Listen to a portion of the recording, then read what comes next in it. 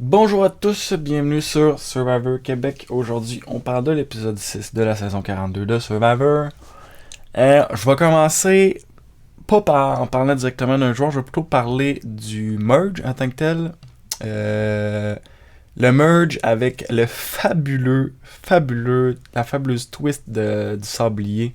Magnifique, j'adore, je crois que c'est... Les twists, c'est tellement bon dans Survivor. Je pense qu'on en a pas assez. Il devrait en rajouter. Il devrait avoir 3 sabliers par saison. Il devrait avoir tout le monde devrait commencer avec un avantage. Voyons, une immunité secrète. Tout le monde devrait commencer avec ça. Puis il donne des noms spéciaux à ça. Ça devrait être par exemple l'immunité nourriture. Fait que là, c'est comme une immunité, mais c'est comme être en forme d'un grain de riz. Puis tout le monde a comme une immunité haute, là, tu sais. Moi, c'est l'immunité bout de bois. Moi, c'est l'immunité petit crabe. Puis là, tu sais, tout le monde a des immunités. Ça serait vraiment génial. Puis évidemment, je sais pas si vous avez compris, mais je suis très sarcastique en ce moment. Le sablier, c'est pas très intéressant comme twist. C'est je vais en parler tout de suite, je vais parler de Roxroy, en fait, je vais embarquer sur Roxroy, parce que c'est Roxroy qui se mérite le droit de smasher le sablier. Euh, C'était d'une évidence tellement... C'est ridicule comment... Tu sais, en gros, c'est... Est-ce que tu vas être immunisé ou non? Quelle est ta réponse? C'est sûr que tu vas être immunisé. Pourquoi tu voudrais pas être immunisé? Tu smashes l'Hourglass. Je sais pas s'ils vont ramener ça. J'espère fortement qu'ils vont pas ramener ça. Mais... Euh, les connaissants, il y a des fortes chances qu'ils le ramènent encore. Regarde, c'est au-dessus de moi pourquoi ils font ça, j'ai aucune idée. Mais qui ne voudrait pas l'immunité? Je te propose l'immunité. Qui ne veut pas l'immunité? Je le répète, parce que ça me fait aucun sens dans ma tête. Je trouve ça complètement fou. Fait que ça, c'est dit. C'est ça, il n'y a rien. Qu'est-ce qu'il y a d'autre à dire là-dessus? On va continuer sur Roxroy. Qu'est-ce que Roxroy a fourni cet épisode-ci? C'était... Je sais pas exactement c'est quoi les détails qu'il a donné ou qu'il a pas donné quand il, au sujet du Risk a Vote, Protect Your Vote. Ce que j'ai cru comprendre, il a dit à Tori qu'il l'avait pas dit à Romeo ni Drea, et puis il le dirait pas à Tori non plus. Est-ce que c'est vrai qu'il l'a pas dit à Romeo et Drea? Je ne sais pas. Ce qu'il dit, c'est que c'est bizarre de vouloir donner une partie de l'information. Ce que je comprends, c'est que si tu veux donner une partie de l'information à Tori, ça je comprends parce que Tori est pas trop stable. Ça c'est comme assez clair. Mais c'est que c'est bizarre de dire je te dis qu'est-ce que j'ai choisi, mais je te dis pas qu'est-ce que ça fait. Tant qu'à faire, dis juste rien. Dis juste non, je préfère pas rien dire. Tu sais que c'est équivalent. Tu peux pas obfusquer de l'information comme ça à ta guise, comme à ton choix.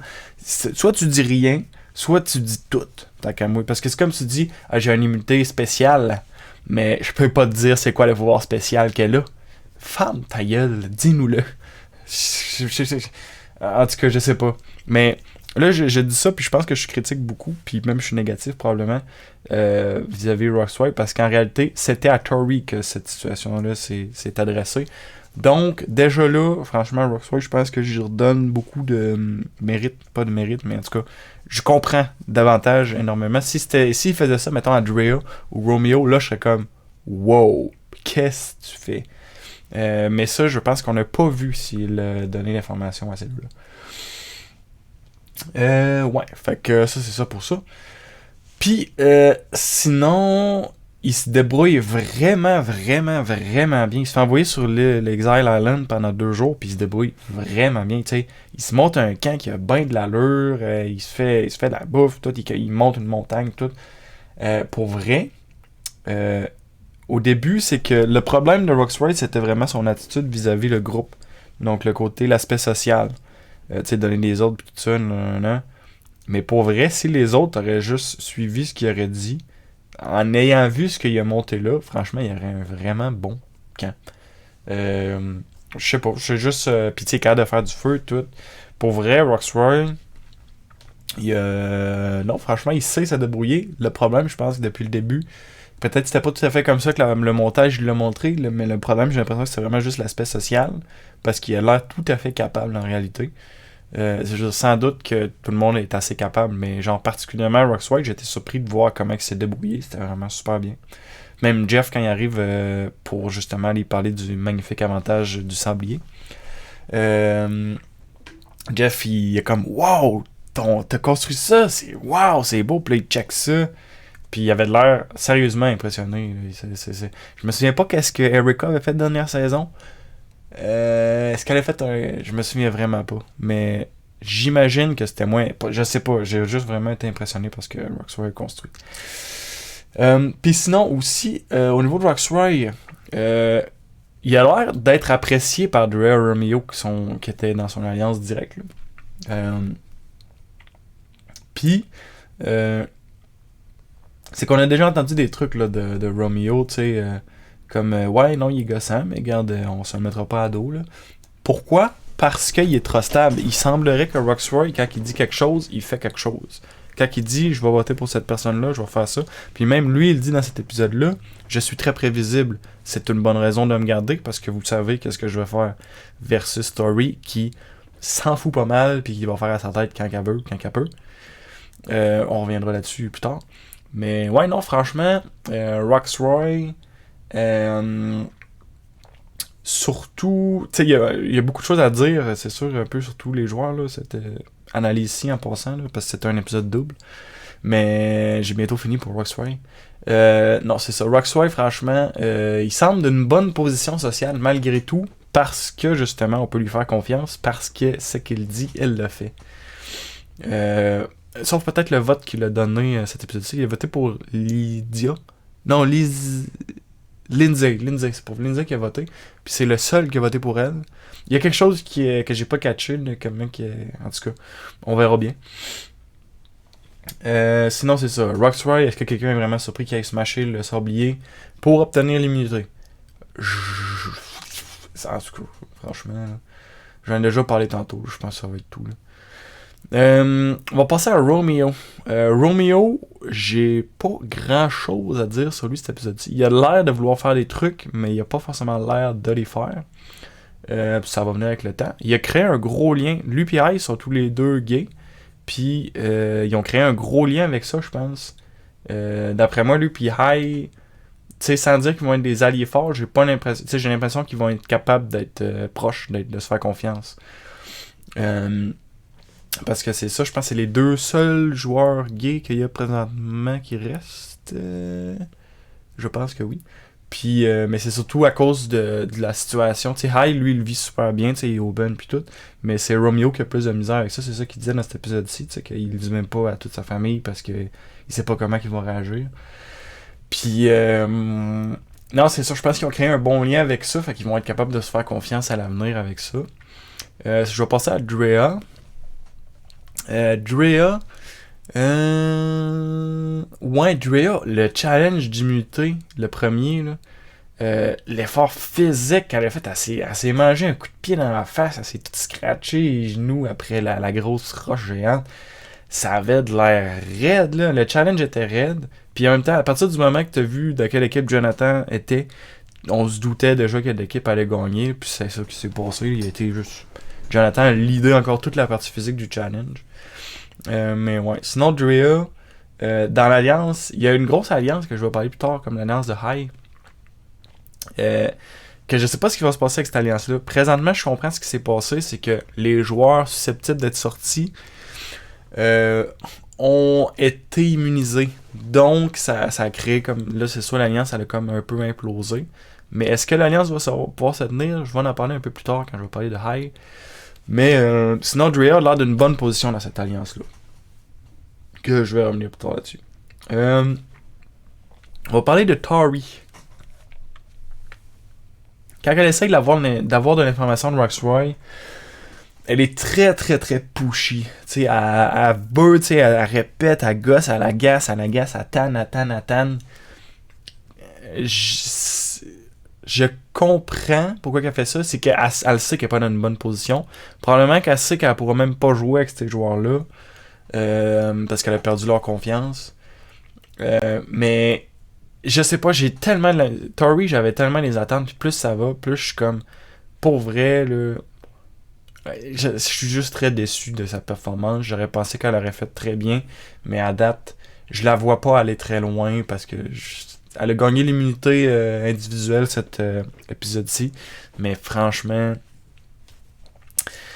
non, Tori très, en tout cas, je suis juste un peu déçu là. Elle s'est essayée au Feast, elle s'est essayée le festin là, après avoir gagné le challenge d'immunité de groupe.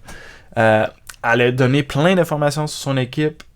Le problème qu'elle a eu, c'est qu'elle a pas donné d'informations de qu'est-ce qu'elle a fait parce que c'était sûr et certain que ces informations-là allaient ressortir sur elle puis que ça allait éventuellement jouer contre elle. Je pense que c'était une grosse erreur de penser que les gens n'essaieraient pas d'avoir de l'information, dans un sens. Qu'est-ce que ça donne? Ça donne que Tori a donné de l'information, les gens étaient là, ah, nice, nice, nice. Puis là, quand ils reviennent au camp, ils se font donner plus d'informations également sur Tori. Puis là, ils font comme, ok, fait que Tori, elle essaye juste de nous remplir depuis le début, elle fait juste mentir puis dire n'importe quoi. Tori, pour vrai, c'est un jeu, c'est une communauté, là. La tribu est une communauté. Si tu penses que les gens se parlent pas entre eux, c'est tellement une mauvaise pensée de faire ça. En tout cas, franchement, décevant. C'est triste. J'aurais attendu beaucoup mieux d'elle. Malgré tout, je veux dire, je pense qu'elle a fait le bon move au Feast de parler de tout ça. Elle doit se trouver une nouvelle alliance. Elle doit être un chiffre pour quelqu'un d'autre. La preuve que ça n'a pas marché, c'est vraiment le résultat final. Là. Elle a voté, je pense, elle puis Marianne ont voté Jonathan, c'est tout. Non, pas Marianne. Marianne a voté Lydia. Je me souviens pas qui a voté Jonathan, mais tu sais, ça a juste vraiment pas roulé. Là.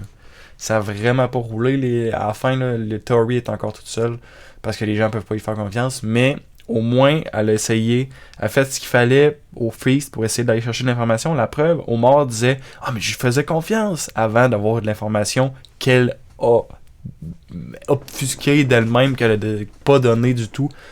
Tu caches des choses, ça va finir par sortir. Surtout si beaucoup d'autres sont au courant.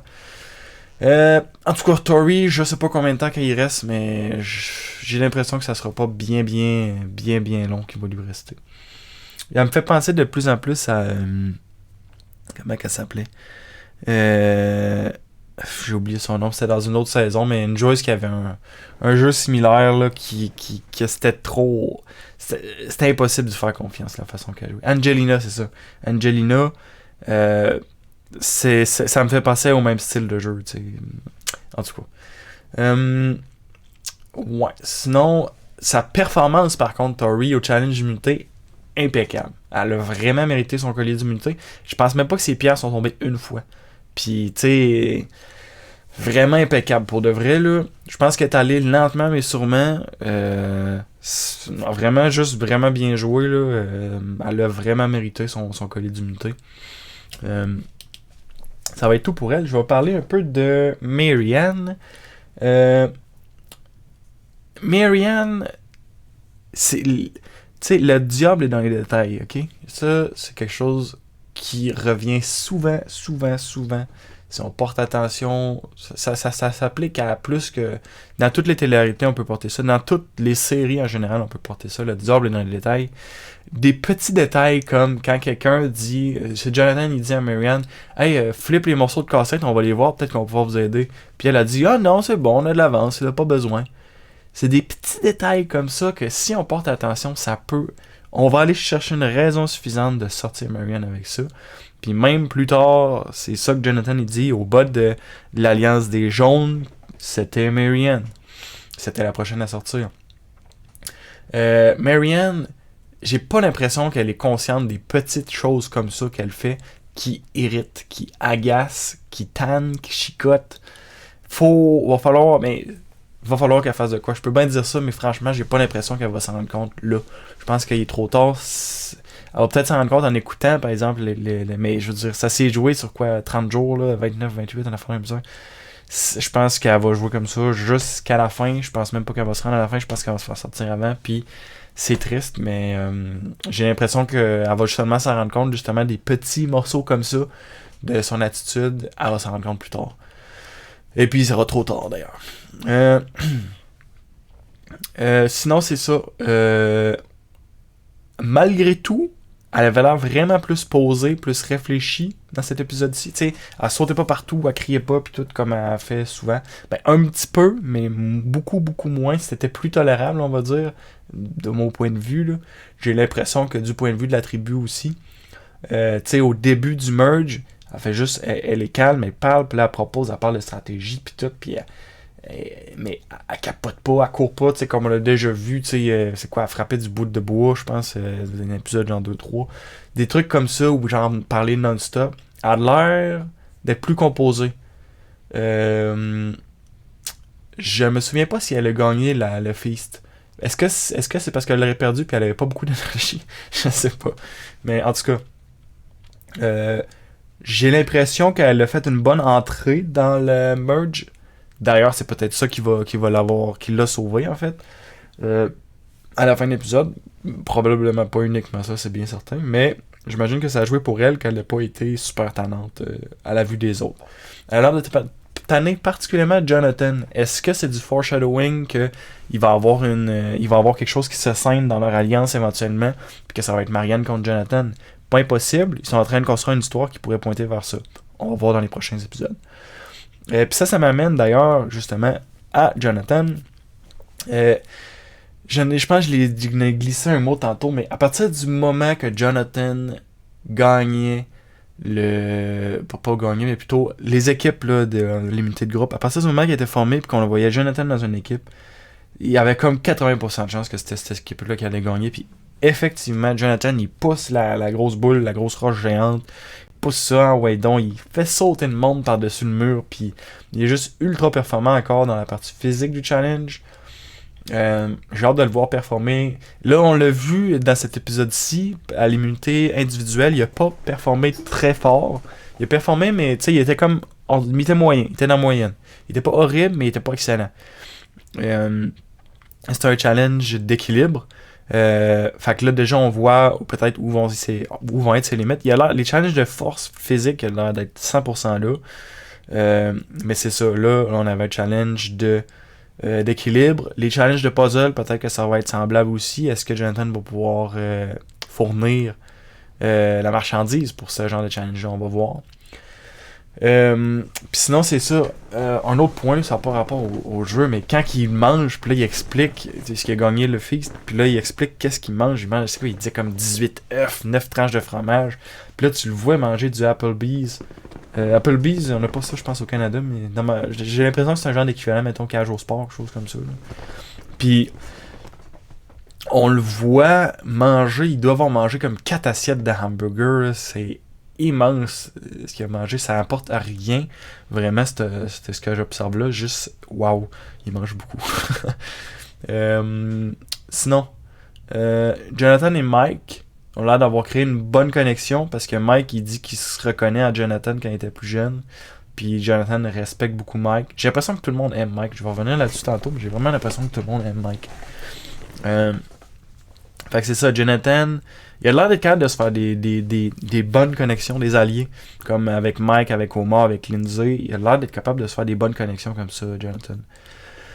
Avec Hai aussi, j'ai l'impression. Hai, il dit que si je te dis quelque chose, c'est parce que c'est vrai, genre, un truc comme ça.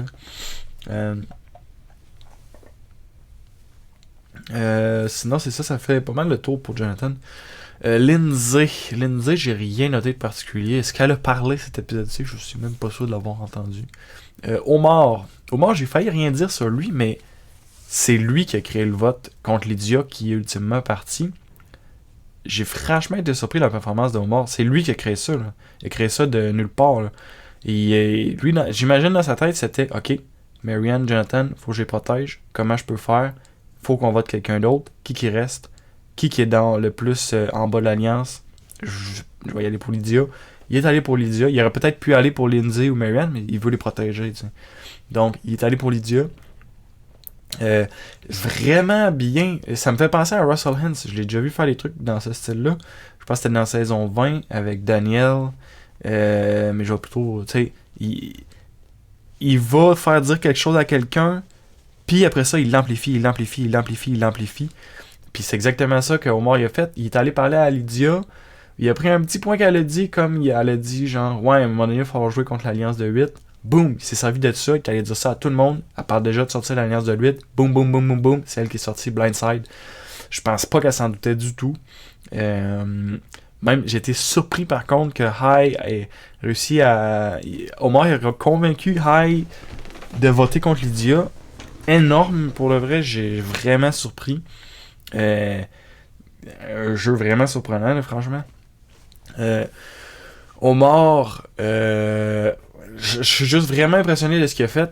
Est-ce que c'est un genre de joueur qui joue low profile, puis quand il faut, il sort, puis il sort un sacré coup? En tout cas, c'est ça qu'ils viennent de faire là.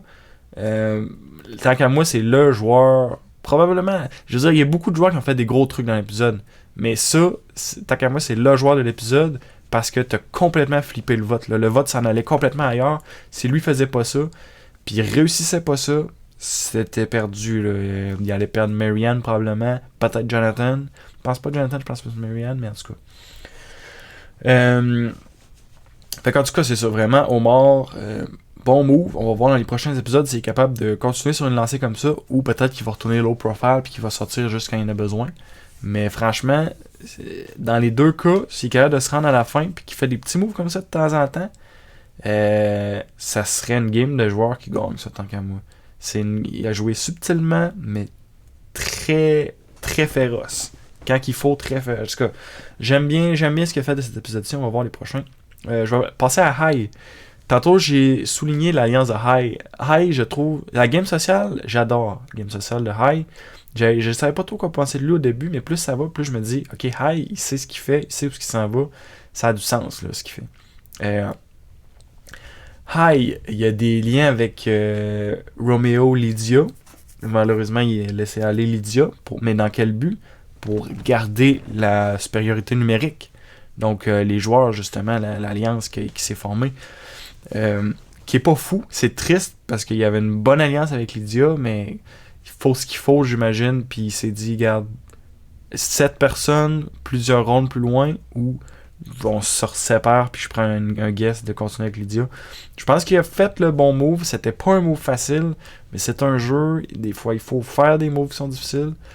Il a perdu un allié, probablement son allié la plus forte. Mais tout ça, par contre, il l'a fait en organisant une grosse alliance. Takama, c'est lui là, qui est allé chercher la grosse alliance. Puis comment il a fait ça? C'est en partageant de l'info, en partageant qui trust pas. Puis là, il a invité les autres. Cette alliance-là, franchement, j'ai l'impression qu'il y a quelque chose de fort dans cette alliance-là. On va voir dans les prochains épisodes si ça tient. J'ai l'impression que ça va relativement tenir. On verra bien. Mais avec une alliance comme ça, c'est qu'ils vont facilement pouvoir passer 3-4 votes plus loin avant de commencer à briser l'alliance. Si l'alliance tient, ils pourraient sortir, ok, on sort Tori, on sort Chanel, on sort Marianne. Là, ils ont sorti Lydia ce tour-ci parce que, comme par défaut, il fallait qu'ils sortent quelqu'un qui était pas protégé. Mais, ouais, franchement... si cette alliance-là tient, Hai va avoir créé quelque chose de vraiment intéressant. Ils vont pouvoir se rendre plusieurs épisodes plus loin. J'ai l'impression qu'il va y avoir des doubles votes qui s'en viennent. C'est juste un feeling. Genre qu'ils votent 2 personnes dans une soirée. Ben, en fait, ce que j'ai l'impression, c'est que ça va être exactement comme ça s'est fait dernière saison. Ils vont comme faire un split d'équipe. Puis ils vont rendre des affaires compliquées pour le fun. Ils sont partis là-dessus. J'ai l'impression qu'il va y avoir un split d'équipe. Puis que ils ont dû sortir 2 personnes parce qu'ils sont beaucoup encore pour le. C'est sûr qu'on est juste épisode 6, mais malgré tout, je trouve qu'ils sont beaucoup. J'ai l'impression qu'ils vont faire un peu comme dans la dernière saison. Je vais continuer sur Hai. Donc, l'alliance de Hai, si on regarde les joueurs, je trouve qu'au top de l'alliance, on a Hai, on avait Lydia, qui s'est fait sortir bien triste, bien dommage, mais bon. On a Jonathan, Omar, Drea. Ça, j'ai l'impression que c'est comme le top de l'alliance. C'est eux autres que ça... J'ai l'impression... En tout cas, ce qu'ils ont montré dans le montage, c'est que c'est par là que ça s'est formé, par ces joueurs-là. Puis dans le plus... deuxième niveau, on va dire, l'alliance, on aurait Romeo, Mike, Lindsay, Roxroy. En dernier, on aurait Marianne, parce que ce que Jonathan laissait transparaître, c'était que Marianne, c'était un chiffre qu'on pouvait sortir si on a besoin de l'alliance.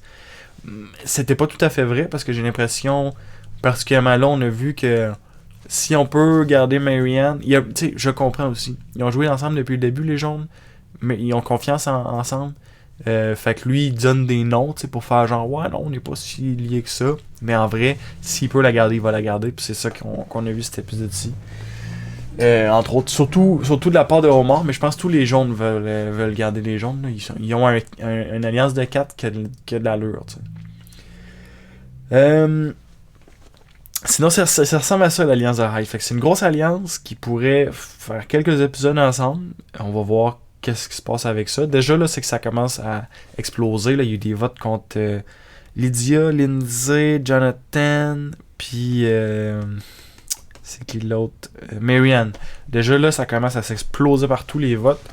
La majorité contre Lydia, mais il va y avoir des discussions qui vont devoir être faites. C'est sûr et certain au prochain épisode, on va voir ça. Mais... ouais. Fait que je vais passer à Lydia, justement. J'étais surpris que ce soit Lydia qui parte. Ben, je vois un peu la narrative qui s'est passée là, pour amener à elle qui parte. Mais c'est que j'ai été surpris parce que me semble, elle a comme pas eu ben de temps dans cet épisode-ci. D'habitude, quand on sort quelqu'un, on lui donne quand même du temps pour comme raconter son histoire. Est-ce que l'histoire perso de Lydia... Oui, l'histoire perso de Lydia a été donnée au l'épisode 5, c'est vrai. Fait que son sub-story, dans le fond, là, ça a été donné. Fait que tous les joueurs qui n'ont pas encore eu le sub-story considérons qu'ils ne peuvent pas être sortis. Génial comme montage, des petits sub-stories comme ça. Entre parenthèses, non pas tant. En tout cas, je trippe pas, là, mais bon. Restons sur le sujet. C'est elle qui est sortie. Elle a pas eu beaucoup de temps d'antenne. Ça m'a surpris.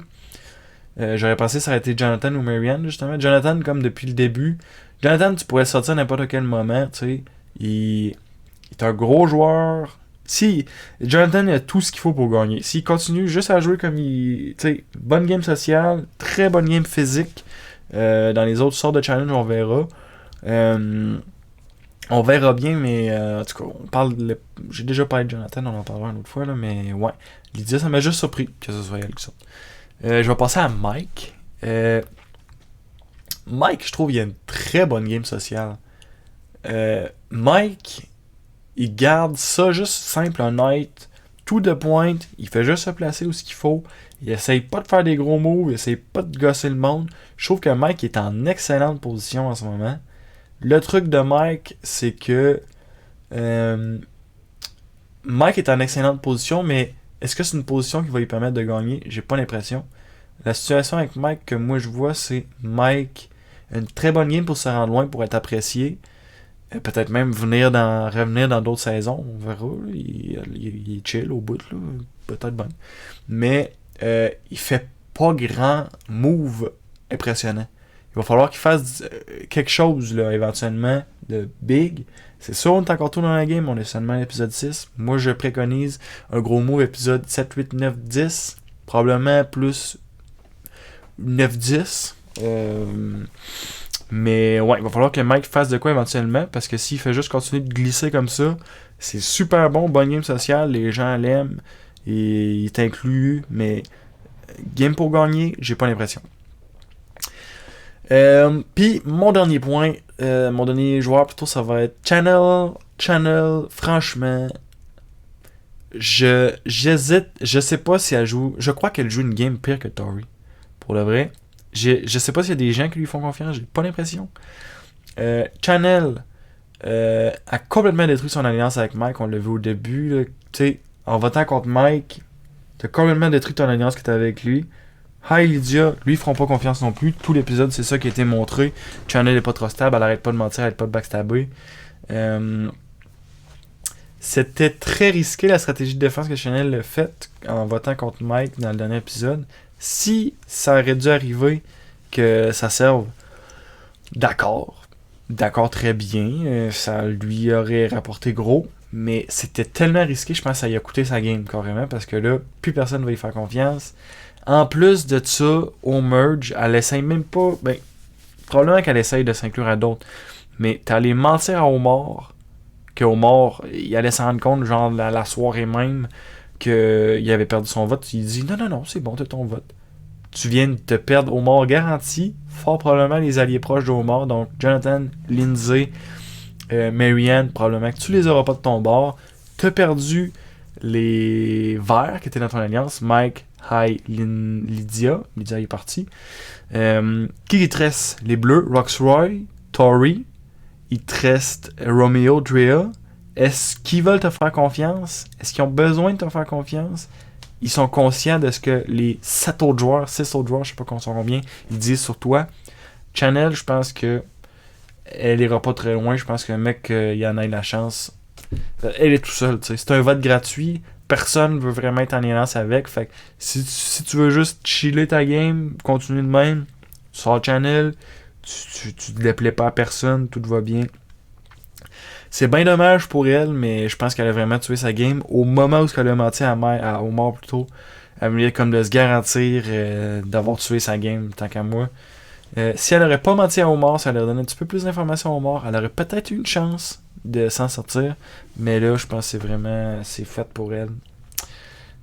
Très triste. Puis, sur ça boucle pas mal le tour que j'avais, l'analyse que j'avais pour cet épisode-ci. L'analyse un petit peu plus longue que d'habitude, mais pas tant dans le fond, juste un petit peu. Pour un épisode double. C'était un très bon épisode, je trouve. Il n'y a pas eu beaucoup de temps passé sur les avantages, tout ça. Ça a vraiment plus été passé sur les joueurs. C'est ça qu'on apprécie. C'est ça Survivor. C'est ça qui est le fun. Survivor, c'est tes joueurs.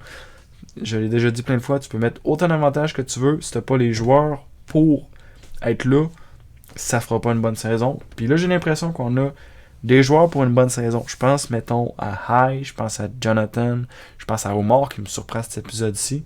Je pense à des vilains, entre guillemets. On va dire, mettons, justement, Chanel, je crois qu'elle a tué sa game, mais je pense que ça fait du show. Ce qu'elle fait quand même. On a Mike après ça qui est super appréciable. On a plein de joueurs qui sont vraiment appréciables à regarder, à voir aller. Que ça donne un bon show. On a Drea aussi qui est très performante. Fait que ouais, je vais juste boucler là-dessus. Je pense que c'était un bon épisode. Je pense que à partir du merge, moi je préfère toujours la game à partir du merge. Je pense que c'est là que ça s'active vraiment. Fait que restons à l'affût de ce qui se passe dans les prochains épisodes. Merci beaucoup d'avoir écouté et on se revoit pour l'épisode 7 de la saison 42 de Survivor. Merci beaucoup. Salut.